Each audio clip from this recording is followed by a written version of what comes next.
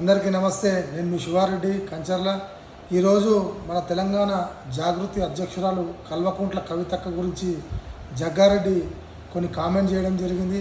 మరి జగ్గారెడ్డి గారు మిమ్మల్ని దాదాపుగా కాంగ్రెస్ పార్టీ సస్పెండ్ చేసి 2 సంవత్సరాలు అవుతుంది. మళ్ళీ వాళ్ళు తిరిగి మిమ్మల్ని పార్టీలో తీసుకురో లేదో నాకైతే తెలియదు. కానీ ఈరోజు మరి ఎన్నో రోజులకి బయటికి వెళ్ళి ఏదో పీక్ పడేస్తున్నట్టుగా మీ కాంగ్రెస్ పార్టీ వాళ్ళ పెద్దల దృష్టిలో ఈరోజు వచ్చి కల్వకుంట్ల కవితక్క గారి మీద ఈరోజు కామెంట్ చేయడం జరిగింది. ఏం తప్పు ఉందా కవితక్క మాట్లాడిన దాంట్లో? 200 కోట్లు అప్పు తెచ్చి ఈరోజు ప్రాజెక్ట్ కడుతున్నాం అని చెప్పారు. ఒక్క ప్రాజెక్ట్ కట్టకపోగా తట్టడి మట్టెట్టినది సందర్భం లేదు, అది మాట్లాడడం తప్ప.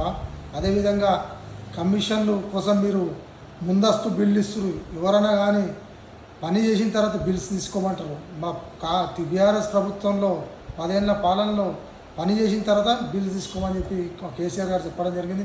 మీరేమో పనికి ముందే బిల్స్ ఇచ్చిర్రు అంటే మీ 20% కమిషన్ల కోసం మీరు తాపత్రపడుతున్న ఆ విషయం చెప్పడం తప్పేముంది. అదేవిధంగా మళ్ళీ ఎలక్షన్ల కోసం దొంగ మాటలు మాయమాటలు చెప్పి ప్రజలలో మళ్ళీ ఎలక్షన్లో పోటీ చేసే ప్రయత్నం చేస్తున్నారు. జాగ్రత్త అని చెప్పింది, ఆ విషయం తప్ప. ఇట్లా మీరు ఈ విషయాలు చెప్తుంటే మీకు ఎందుకే మండుతుంది? నువ్వేదో ఇన్ని రోజులు ఇంట్లో పడుకొని ఇప్పుడు వచ్చేదో మా కవితక్క గురించి మాట్లాడుతున్నావు. నీకేం తెలుసానే?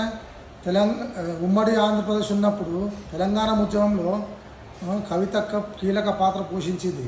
నువ్వు కాంగ్రెస్ అప్పట్లో ఉన్న కాంగ్రెస్ పార్టీ వాళ్ళ ఉమ్మడి ఆంధ్రప్రదేశ్లో వాళ్ళందరూ కాళ్ళు వేళ్ళు ఒత్తుకుంటూ కూర్చున్నావు. నువ్వు ఆ రోజు మర్చిపోయినావా? అప్పుడు అక్క పాత్ర ఏంది? నువ్వు ఎంతసేపు ఏమంటే ఏమంటావు? అక్క కేసీఆర్ గారు కూతురు కాబట్టి ఈరోజు పేరుందంటావు. ఎవరికైనా తండ్రి పేరు పిల్లలకు వస్తుంది. నీకు కూడా నీ తండ్రి వల్ల నువ్వు వీడికి వచ్చింది. నేను కూడా నా తండ్రితో వీడికి వచ్చిన. కానీ వ్యక్తిగతంగా నిరూపించుకుంది మా కల్వకుంట్ల కవితక్క. ఉద్యమం చేసింది, జాగృతి అని సంస్థ పెట్టి 20 సంవత్సరాలు సేవ చేసుకుంటూ వస్తుంది.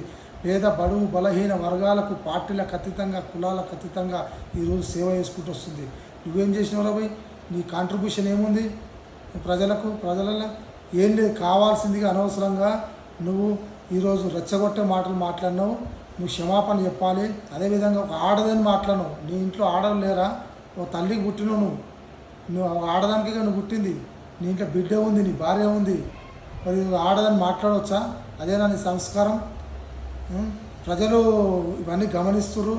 నువ్వు ఇంకో మాట అన్నావు, ఆడదంటే ఇంకేమంటే ఆడపిల్ల కాబట్టి ఏమనలేకపోతున్నా అని దమ్ముంటే అనేది ఉండే.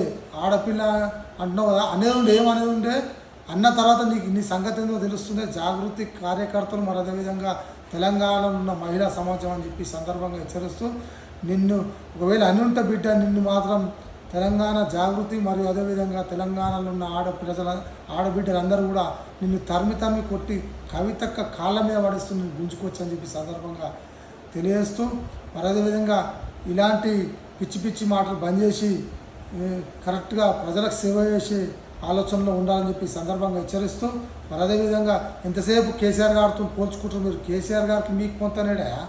ఒకసారి ముఖ్యమంత్రి అయిపోతే కేసీఆర్ గారితో పోల్చుకోవచ్చా మీరు?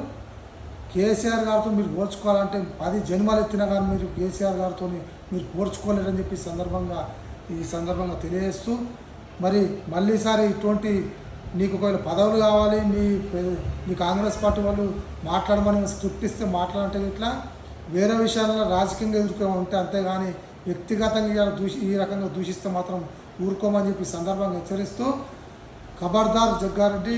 జై తెలంగాణ, జై కవితక్క.